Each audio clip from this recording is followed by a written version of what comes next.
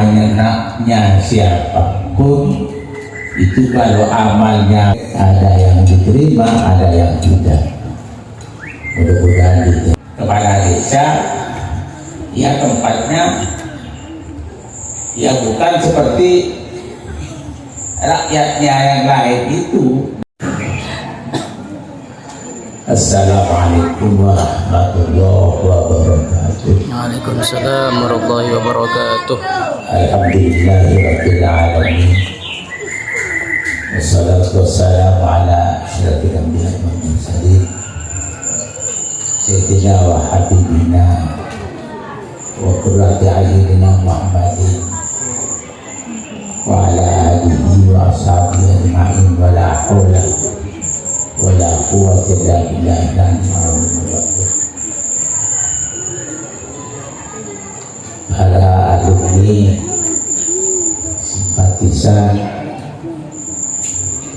saya cintai, alhamdulillah, disyukur kehadirat Allah Subhanahu wa taala yang mana pada sore ini kita bisa meneruskan acara rutin yaitu pembagian Ratibul Haddad sekaligus memperingati kelahiran Nabi Muhammad SAW yang dikemas dalam pengajian rutin pembacaan kitab hadis. Mudah-mudahan semua ini menjadi amal yang diterima oleh Allah Subhanahu wa taala. Bukan mudah-mudahan amal baik, karena ini sudah perbuatan baik. Mudah-mudahan diterima, karena amal itu ada baik, ada jelek, ada yang diterima, ada yang tidak. Mudah-mudahan diterima menjadi amal yang ikhlas. Amin. Amin. Keterangan hadis yang dibaca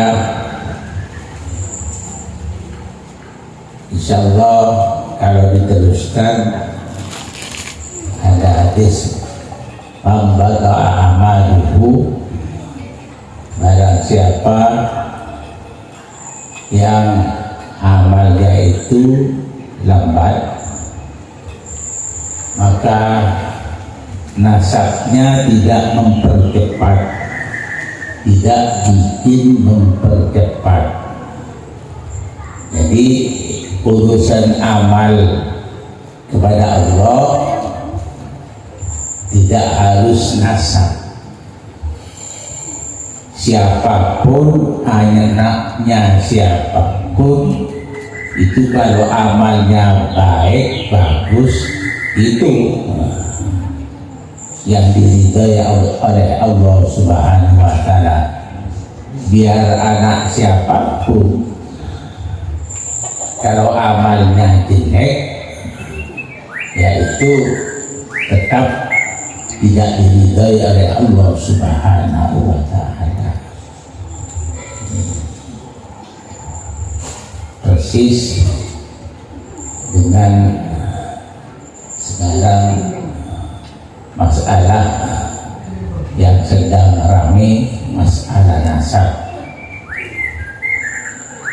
Kalau diketahui bahwa orang mencari nasab itu diperintahkan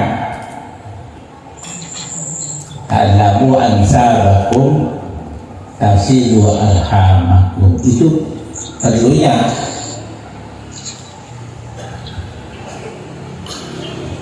Belajarlah kamu, mencarilah kamu tahu, mencari tahu nasab kamu, agar kamu itu bisa menjalin silaturahim.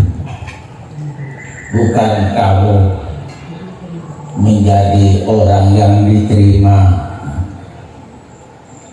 amalnya pasti terima, tidak.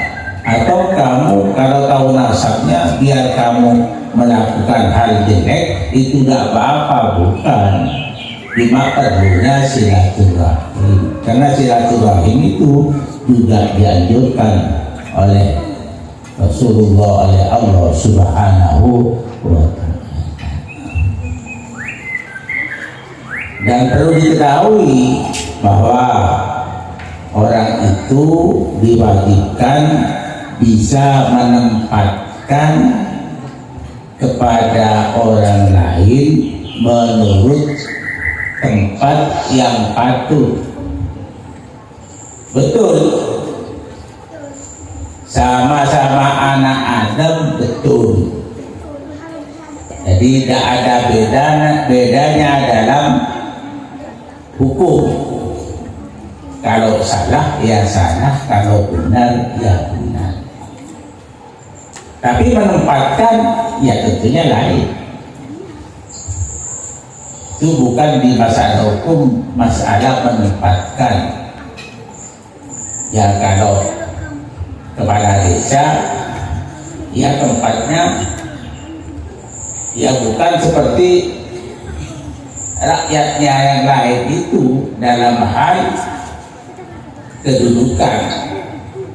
Ya camat, masa Pak Camat duduk di bawahnya kepala desa kan nggak mungkin.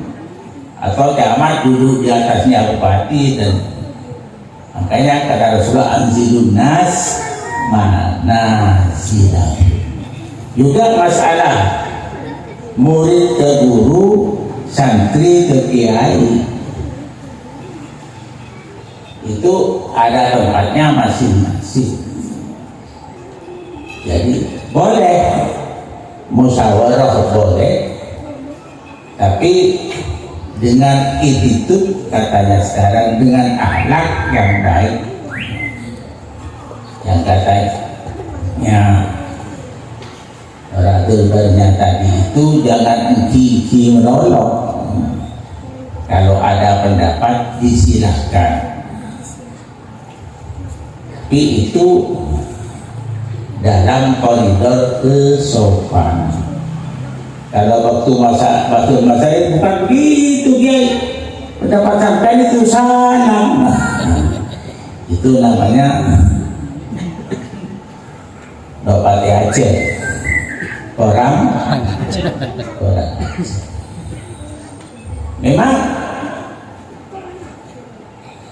akhlak itu kondisional menurut tempat dan keadaannya. Saya ingat kepada daunnya Seponya di zaman dulu, karena beliau itu juga pernah mondok di Jawa Timur pinggir barat, itu Bali. Ya kalau ke barat sedikit sudah wilayah Semarang. Itu kata beliau biasa anak santri itu ngaji sambil diangkat pahanya dan ngantuk. Itu di pagiainya. Nah, kalau di Madura ya jumpa lagi. Ya sama. Di Arab kalau orang lewat itu ini tanya, Mustafa itu baru 3 hari datang. Kalau orang lewat pamit itu pegang kepalanya, melompat ke depan. Kalau isok biasa. Orang Madura yang tak tahu hebat serang kubiar. Orang macam seralen kakinku kita. Sama di daerah Sulawesi, Makassar itu kalau orang ditekan kepalanya tidak marah, tapi kalau ditekan perutnya, wah marah, seperti orang Madura dipegang kepalanya. Ya Arab dipegang kepalanya ada apa-apa, tapi kalau dipegang pantatnya, nah itu ngamuk. Kalau percaya nanti ke Mekah, Pak Kodi mempengaruhi kamu orang ajar ini. lain. Oleh karena itu ya tetap dalam koridor kesopanan itu melihat tempat dan keadaan. Oleh karena itu ya tetap harus mengajukan pendapat tapi dengan cara yang sopan. Perlu diketahui bahwa seperti saya dan anak saya karena diangkat Allah jadi guru kamu, itu masih ada kemungkinan besar lebih tahu kamu daripada saya. Tapi ya karena diangkat Allah begitu, ya masa kamu duduk di depan saya di atas meja itu sama saja lebih tahu saya baca kitabnya, nah, begitu. Karena memang dan dengan Rasulullah Zilunas Manazilahum, tempatkan orang itu pada tempatnya yang layak. Menempatkan cara berbicara, cara anu.